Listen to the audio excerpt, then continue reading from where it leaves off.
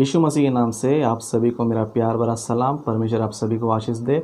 मेरा नाम राजेश है और आप सभी का मेरे इस YouTube channel Bible versus devil में आपका स्वागत है। तो आज के दिन मैं आपको महेंद्र पाल के बारे में कुछ बातें बताना चाहता हूँ कि महेंद्र पाल जो है अपनी अज्ञानता को, अपनी मूर्खता को जो है किस तरह बाहर करके रख रहा है ना। आज उन्होंने जो है एक वीडियो अपलोड किया जो मेरा नाम लेकर उन्होंने अपलोड किया और उसमें कई सारे पॉइंट्स बताए जिसमें ये बताने की कोशिश कर रहे हैं कि बाइबल गलत है, बाइबल ऐसी किताब है, वैसी किताब है, इसमें ये लिखा है ना।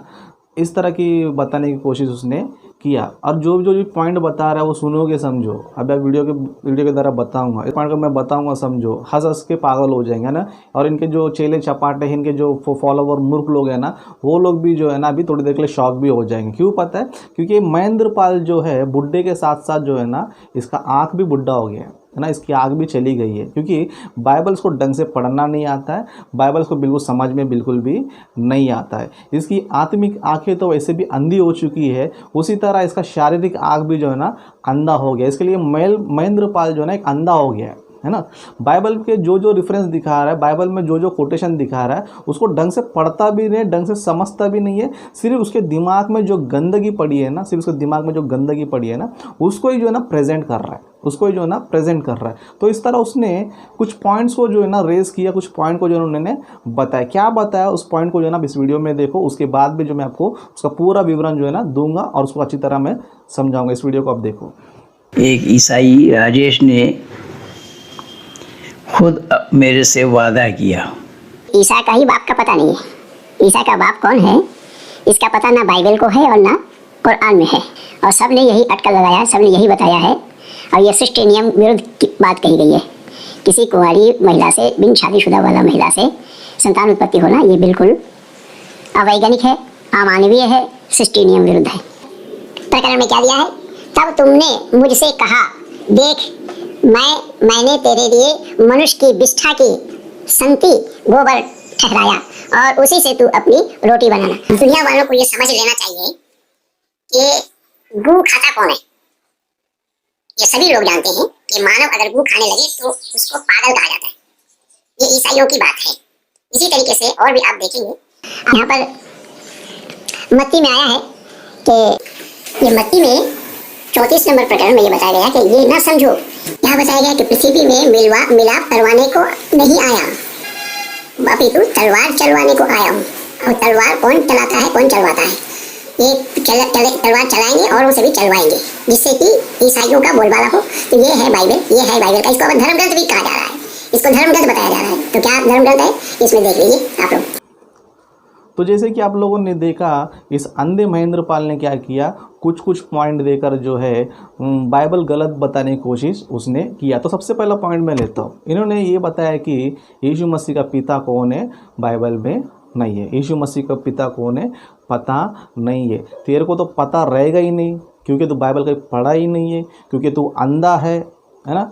तो अंधा है, इसके लिए तो बाइबल में दिखा ही नहीं है ना। बाइबल में जो है किसी को भी पूछो यीशु मसीह का पिता कौन है बोले तो यूसुफ बोलेगा, है ना। शारीरिक रीति से जो है ना यीशु मसीह का पिता कौन है, यूसुफ का पुत्र वो कहलाया। उस तरह आत्मिक पिता कौन है, आत्मिक पिता कौन है? परमेश्वर उसका आत्मिक पिता बाइबल में जो है लिखा गया है ना। उस वचन को मैं देखता हूँ, मत्ती सुसमाचार उसका पहला अध्याय 18 वचन से पढ़ेंगे तो यहाँ पर लिखा है, यीशु मसीह का जन्म इस प्रकार से हुआ कि जब उसकी माता मरियम की मंगनी यूसुफ के साथ हो गई तो उनके इकट्ठे होने से पहले वह पवित्र आत्मा की ओर से गर्भवती पाई गई। मतलब मरियम का पति कौन है? यूसुफ है ना। यीशु मसीह किसका बेटा है? मरियम का है। मरियम का पति कौन है? यूसुफ है। तो यीशु मसीह का पिता कौन हो गया? यूसुफ हो गया ना। अंधे बाइबल देखकर पढ़, अंधों की तरह मत पढ़। तेरे अंध भक्त लोग हैं, तू भी एक अंधा है, तुझे फॉलो करने वाले भी अंध भक्त हैं।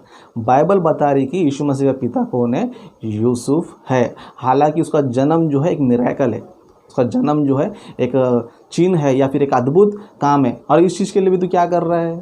सृष्टि नियम के विरोध है। किसने बोला ये सृष्टि विरोध के नियम है? परमात्मा ने तेरे को बोला क्या, या फिर तेरे वेद में लिखा है क्या, या किसी सरकार ने तेरे को बताया क्या, है ना। अंधे तूने कौन सा किताब के हिसाब से बोल रहा है कि सृष्टि विरुद्ध है? सृष्टि विरुद्ध के नियम है ना। सृष्टि विरुद्ध के नियम है तो मेरे को बता, आदि मानव का जन्म जो ना कैसे हुआ? यीशु मसीह का जन्म बिना पिता का हुआ, तो धरती का जो है आदि मानव का जन्म कैसे हुआ? कैसे हुआ बता? बता सकता है? अरे जाहिल कान, तेरे को जनरल नॉलेज नहीं है, तेरे को किताबें की नॉलेज नहीं है, तो क्या बात कर रहा है? परमेश्वर जो है अपने कामों क्या करता है, अद्भुत रीति से दिखाता है। इसमें प्रकृति का नियम विरुद्ध क्या है? अभी तू क्रिएटर कोई क्रिएशन सिखाएगा, है ना, जिसने दुनिया बनाया, दुनिया को नियमित रूप से बनाया, दुनिया में उसने नियम रखा। अब उस नियम रखने वालों को पूछेगा कि तुझे नियम नहीं पता है ना? इस सृष्टि में जो कुछ भी नियम चल रहा है उसी ने नियम को लागू किया है। अभी तो उसको नियम सिखाएगा कि इस तरह होना चाहिए, इस तरह नहीं होना चाहिए। मतलब तो परमेश्वर को बताएगा इंसान को इस तरह पैदा कर, उस तरह पैदा कर, परमेश्वर को सिखाएगा तू, है ना? तेरी बातें जो है ना, तेरे अंध भक्त लोग क्या करेंगे, मानेंगे। परमेश्वर कोई भी काम करता है तो एक चमत्कार दिखाता है, एक अद्भुत काम दिखाता है। वही जो है यीशु मसीह के रूप में, यीशु मसीह के जन्म के रूप में एक चमत्कार दिखाया। इसके लिए तू प्रकृति का नियम बोल रहा है, प्रकृति के विरुद्ध का नियम है। तो मेरे को बता, आदि मानव का जन्म कैसे हुआ? आदि मानव का, आदि स्त्री का कैसे जन्म हुआ? बिना बाप का, बिना स्त्री का हुआ। तो क्या ये प्रकृति के विरुद्ध है? ना तेरे को पैर पता है, ना तेरे को सर पता है, ऐसा अंधभक्त है तू, है ना? और क्या बोलता है, प्रकृति के नियम है। मनुष्य भी कुछ चीज़ बनाता है, जैसे समझो एक मोबाइल बनाया इंसान ने। सबसे पहले इंसान ने मोबाइल कैसे बनाया था? सिर्फ मोबाइल ही था, ना उसमें इंटरनेट था, ना उसमें कैमरा था, ना उसमें मेमोरी कार्ड था, कुछ भी नहीं था। लेकिन अभी सब कुछ आके अपडेट किया उसने। शुरू में सिर्फ उसने मोबाइल बनाया था। अभी तो मूर्ख क्या बोलेगा, प्रकृति के विरुद्ध है, ये नियम के विरुद्ध है क्या? सबसे पहला उसने कैमरा नहीं लगाया था, मेमोरी कार्ड नहीं लगाया था, उसमें इंटरनेट था, अब इंटरनेट लगा रहा है, ये लगा रहा है, वो लगा रहा है, नियम के विरुद्ध बोले क्या? मुझे समझ में नहीं आ रहा है ना। इस तरह तेरे मूर्ख क्या पता है, मालूम पड़ जा रहा है। परमेश्वर कोई भी काम करता है ना, वो अद्भुत करता है, कुछ ना कुछ चिन्ह दिखाता है। यीशु मसीह का जन्म इस तरह क्यों पता है? समाज को बताने के लिए इस धरती पर एक महान व्यक्ति धरती पर जन्म लिया है, क्योंकि इस धरती पर आम इंसान नहीं है यीशु मसीह। यीशु मसीह आम इंसान, एक महा व्यक्ति जो है इस पृथ्वी पर आने वाला है, उसके द्वारा उद्धार मिलने वाला है करके परमेश्वर ने यीशु मसीह के जन्म से पहले ही हज़ारों साल पहले भविष्यवक्ता के द्वारा, नबी के द्वारा भविष्यवाणी करके उस तरह यीशु मसीह का जन्म दिया था। प्रकृति के नियम है, प्रकृति के नियम है। कौन तेरे को नियम सिखाया? कौन से कानून में, कौन से वेद में लिखा है ना? कौन से किताब में लिखा? बाइबल में किधर है प्रकृति का नियम है करके, है ना? इस तरह तेरा पहला पॉइंट जो है ना, तो ऐसी तेरी धुलाई हो गई। ओके, अभी सेकेंड पॉइंट देखेंगे हम लोग। सेकेंड पॉइंट क्या उठाया पता उसने? मत्ती सुसमाचार का उसका 10वां अध्याय 34 वचन पढ़ेंगे। यहाँ पर यीशु मसीह कहता है, यहाँ ना समझो कि मैं पृथ्वी पर मिलाप कराने आया हूँ, मिलाप कराने नहीं पर तलवार चलाने आया हूँ। इसका मतलब क्या बताया? इसका मतलब ये बताया कि यीशु मसीह तलवार चलाने आया। प्रैक्टिकल में बाइबल में कभी तलवार पकड़ा? पतरस जो है तलवार से जो है एक का कान उड़ा दिया। तो यीशु मसीह ने क्या बोला पता है? तलवार को अपने म्यान में रख, क्योंकि जो तलवार से मारते हैं वो खुद जो तलवार से मारे जाएंगे, है ना? तेरे को ना कोई भाषा का ज्ञान नहीं होता, तेरे को जनरल नॉलेज, भाषा का ज्ञान, वो कौन से कॉन्सेप्ट में बात हो रहा है, किस विषय में बात कर रहे हैं, कुछ पता नहीं। बस पढ़ लिया यीशु मसीह तलवार चलाने आ गया। अरे यीशु मसीह ने कौन से तलवार की बात कर रहा है यहाँ पर? वचन, क्योंकि वचन जो है दो-धारी तलवार है। वचन जो है बाइबल का जो वचन है दो-धारी तलवार है। ये दो-धारी तलवार चलाने की बात कर रहा है। ये स्टील वाला लोखंड का जो है मनुष्य जो बना है वो तलवार की नहीं, हत्या करने की नहीं, मुंडी काटने वाला, हाथ पैर काटने वाला, है ना? तेरे कॉमन सेंस बिल्कुल भी नहीं है, अंधे। कॉमन सेंस बिल्कुल भी नहीं है तेरे को। बाइबल तो पढ़ना आता नहीं है, समझ में आता नहीं है। अगर तेरा जो तू जो कह रहा है उसका मतलब अगर यही है, समझो बाइबल में एक रेफरेंस मेरे को दिखा दे जहाँ पर यीशु मसीह तलवार पकड़ के परिवार को उड़ा दिया। एक रेफरेंस मेरे को दिखा दे बाइबल में जहाँ पर यीशु मसीह तलवार लेकर जो है ना पूरा परिवार को, लोगों को काटा करके, चेलों को भी जो है हथियार देकर तुम लोग काटो करके बताओ। एक रेफरेंस दिखा दो। यीशु मसीह को छोड़कर, क्रिश्चियनिटी छोड़कर तुम्हारे वैदिक धर्म में बन जाऊंगा मैं। ओपन चैलेंज तुमको करता हूँ मैं। बाइबल में कहीं पर भी दिखाओ, है ना? यहाँ पर तलवार चलाने आया मतलब रियल तलवार नहीं है, वचन के बारे में बोला जाता है ना? वचन कॉमन सेंस होना चाहिए। कोई लोग बोलते हैं ना तेरी बातें मुझे चुभ रही है। चुभ रही मतलब क्या? चाकू घुसा दिया उसको, तलवार लगा दिया उसको? चुभ रही मतलब उसकी बातें जो है तलवार की तरह होती है। यीशु मसीह का भी ज्ञान उसी तरह है। जो तुम लोग को चुभ रही है, ओके, जो तुम लोग को चुभ रही है, जो तुम्हारे दिलों में जो है चुभ रही है ना, तलवार चलाने आया मतलब दिलों को जो है, जो परमेश्वर के विरोधी है, जो परमेश्वर के लिए जीते नहीं है, जो परमेश्वर के ज्ञान के विरोधी है, उन पर तलवार चलाने के लिए आया है। ये जो ना आत्मिक बातें है ना? तुझे आत्मिक बातें का पता नहीं है, तेरे को कॉमन सेंस नहीं है, कोई शब्दों किस तरह लेना चाहिए पता नहीं है, बस जाहिल है तू, है ना। इस तरह बोल के तलवार चलाने आया है, ये कौन सा धर्म है, ये कैसा नियम है करके मूर्खों की तरह बातें कर रहा है। तो ये जो है यहाँ पर आत्मिक की बातें के बारे में हो रही, बातों के बारे में हो रही। जिस तरह मेरी बातें तेरे को चुभ रही है ना, यही तलवार है, यही तलवार चलाने यीशु मसीह धरती पर आया। किन के लिए? सबके लिए नहीं।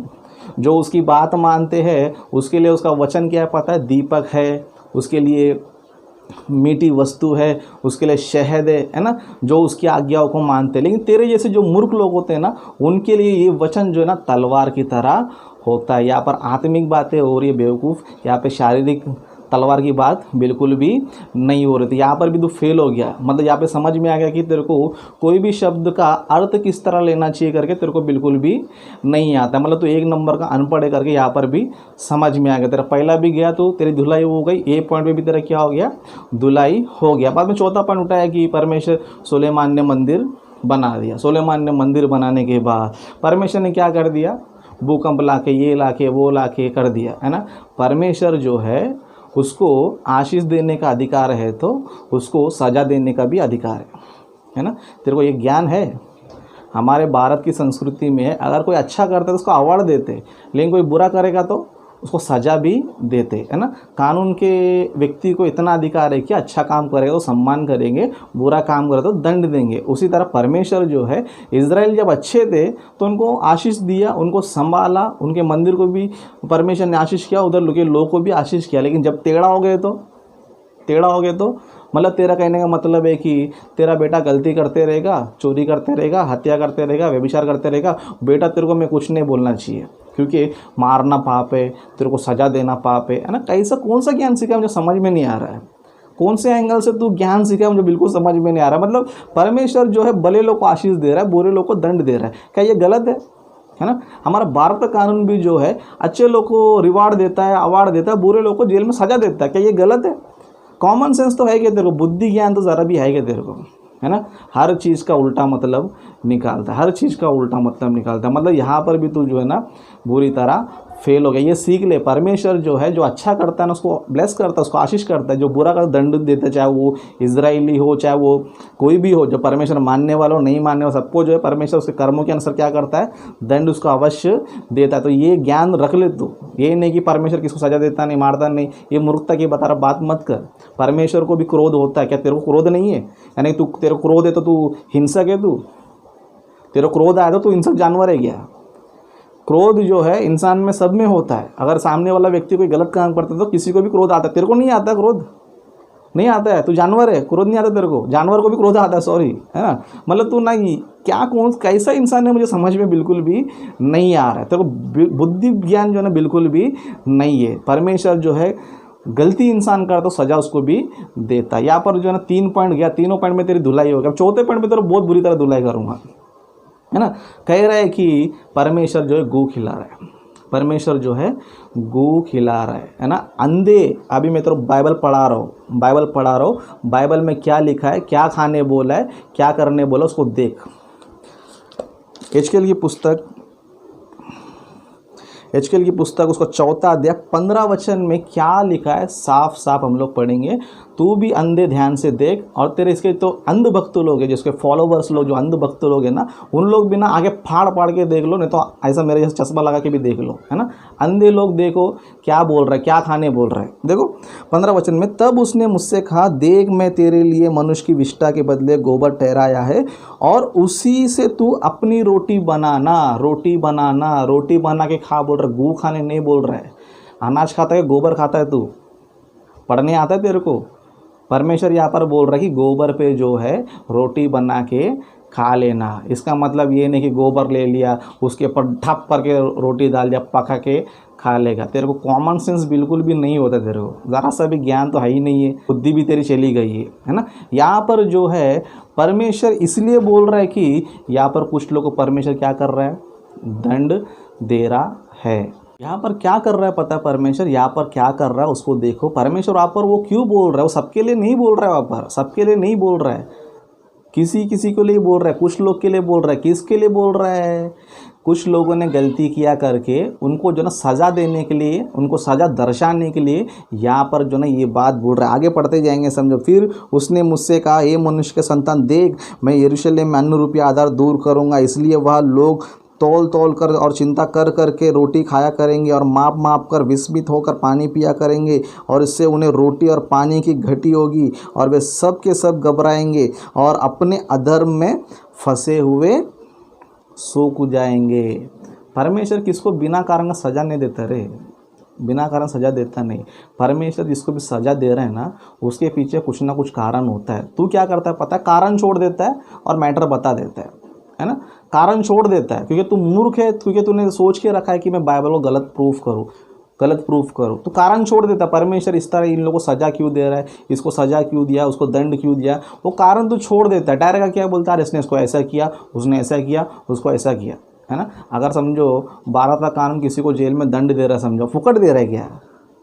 कुछ ना कुछ किया रहेगा तब जेल में डालेगा, कुछ ना कुछ किया तो उसको मारेगा, कुछ ना कुछ की सज़ा देगा, उसको बिना मतलब का देगा क्या? कुछ है सेंस? है सेंस?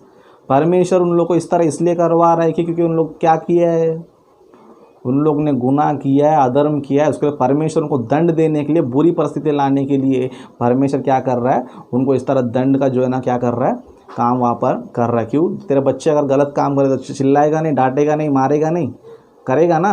क्या ऐसे ही छोड़ देगा? हाँ बेटा पाप करते रहे, है ना, तेरे को अगले जन्म में सज़ा मिलेगा, ये सिखाएगा? मूर्खता का ज्ञान, है ना। मतलब यहाँ पर जो है परमेश्वर जो है गू खाने नहीं बोल रहा है, रोटी बना के खा। उसके ऊपर जो है ना रोटी बना के खा, मतलब रोटी बना के खाएगा तो कितना बुरा परिस्थिति रहेगा पता है?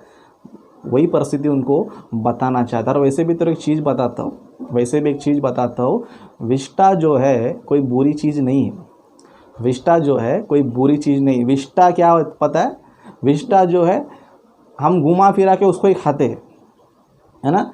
खेती में क्या इस्तेमाल होता है पता है तेरे को? साइंस पता है ना। विज्ञान क्या पता तेरे को? पता है तेरे को? हमारा विष्टा ही जो है हमारे खेती के लिए बहुत उपयोग है। अगर हमारा विष्टा को हम लोग हमारे खेती में इस्तेमाल करेंगे, समझो, उसके द्वारा खेत पेड़ पौधे क्या आएंगे पता है?